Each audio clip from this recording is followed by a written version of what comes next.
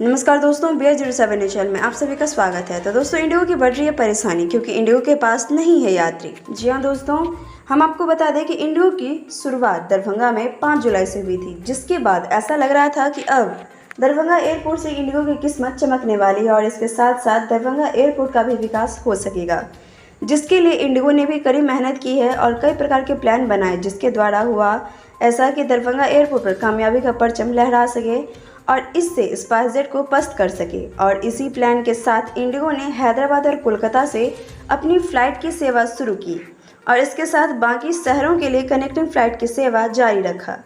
लेकिन समस्या यहाँ पे ये थी कि जब डायरेक्ट फ़्लाइट स्पाइसजेट अन्य शहरों के लिए दे रहा था तो लोग कनेक्टिंग फ़्लाइट से सफ़र क्यों करेंगे, जिसके बाद इंडिगो की यात्रियों की संख्या धीरे धीरे कमने लगी। लेकिन अब जाकर इंडिगो ने कोलकाता की फ़्लाइट बंद करने का फैसला ले सकता है और इसके साथ ही हम आपको बता दें कि इसके लिए जगह व दिल्ली से इंडिगो की फ़्लाइट दरभंगा के लिए सेवा दे सकता है आने वाले भविष्य में।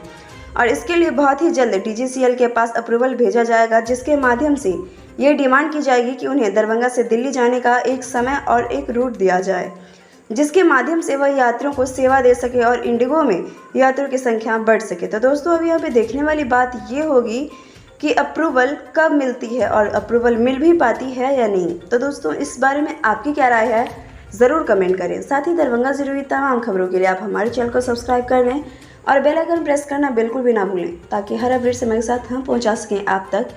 तो दोस्तों, इसके साथ हम लेंगे आपसे विदा। फिर मिलते हैं नेक्स्ट वीडियो में एक नए अपडेट के साथ। शुक्रिया।